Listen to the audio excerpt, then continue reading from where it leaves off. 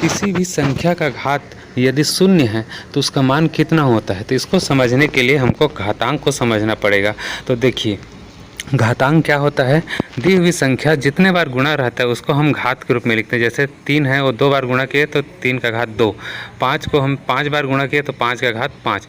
1 को हम 4 बार गुणा करते हैं, देखिए इस तरह से, तो ये हो जाएगा 1 का घात 4। तो इस तरह से हम इसको घातांक के रूप में दर्शाते हैं। जैसे हम किसी आकृति का क्षेत्रफल निकालते हैं तो उसकी इकाई यदि सेंटीमीटर में है तो सेंटीमीटर और सेंटीमीटर को गुणा करेंगे तो जाता है सेंटीमीटर वर्ग या वर्ग सेंटीमीटर या वर्ग फीट, इस तरह से निकालते हैं। यहाँ पे एक संख्या लिखा हुआ है 2 का घात 19। इसमें संख्या जो 2 है उसको हम आधार बोलेंगे और जो ऊपर में छोटी सी संख्या दिख रहा है 19 उसको हम घात बोलेंगे। तो इसको हम पढ़ेंगे 2 का घात 19। आइए अब इन संख्याओं को देखते हैं। देखिए 4 गुणा 4 इस तरह से हम 7 बार गुणा करते हैं तो उसको हम लिखेंगे 4 का घात 7। उसी तरह से यदि 9 है उसको यदि हम 13 बार इस तरह से 9 गुणा 9 गुणा 9 करेंगे तो उसको लिखेंगे 9 का घात 13। ए को हम 25 बार गुणा करेंगे तो हो जाएगा 1 का घात 25। उसी तरह से ए को यदि हम m बार गुणा करेंगे तो हम इसको बोलेंगे 1 का घात m।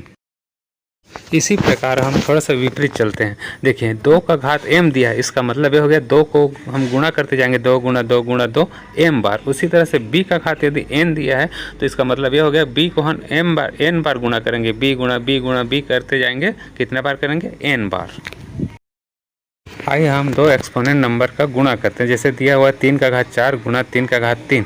3 का घात 4 अर्थात 3 को हम 4 बार गुणा करेंगे, फिर उसी में गुणा करेंगे 3 का घात 3 अर्थात 3 को 3 बार और गुणा करेंगे, अर्थात 3 को हम 7 बार गुणा करेंगे। तो इसको घातांक के नियम से लिखेंगे 3 का घात 7, या इसी को हम सीधा सीधा फार्मूला के रूप में लिख सकते हैं 3 का घात 4 धन 3 बराबर हो जाएगा 3 का घात 7।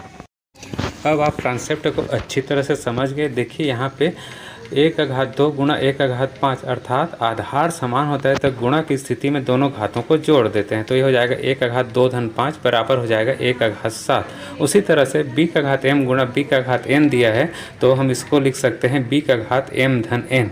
सेम प्रक्रिया भाग में भी होता है। यहाँ पे गुणा में जोड़ते थे घातांकों को, यहाँ पे भाग की स्थिति में दोनों घातों को घटाते हैं। तो यह हो जाएगा 1 का घात m भाग 1 का घात n, तो इसके बराबर लिख सकते हैं 1 का घात m ऋण n।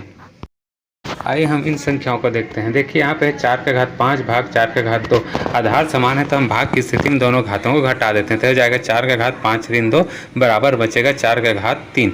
या इसी को हम समझते हैं 4 का घात 5 अर्थात 4 को हम 5 बार गुणा करते हैं, भाग कर देते हैं 4 का घात 2 अर्थात 4 गुणा 4। तो ऊपर नीचे से 4 4 और 4 4 कट जाएगा, बचेगा 4 का घात 3। इसी को हम व्यापक रूप में देखते हैं। यदि 1 का घात m है, भाग करेंगे 1 का घात n तो बराबर हो जाएगा 1 का घात m ऋण n। अब हम अपने उत्तर के काफ़ी करीब पहुंच गए हैं।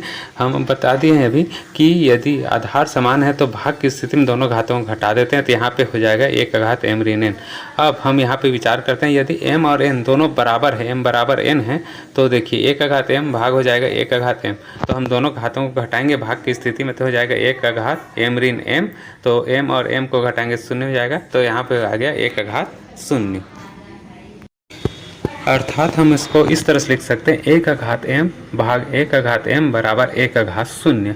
1 का घात m ऊपर नीचे से भाग करेंगे तो 1 आएगा, 1 बराबर हो जाएगा 1 का घात 0, या 1 का घात 0 बराबर लिख सकते हैं 1। एक अज्ञात संख्या जिसका मान हम कुछ भी रख सकते हैं।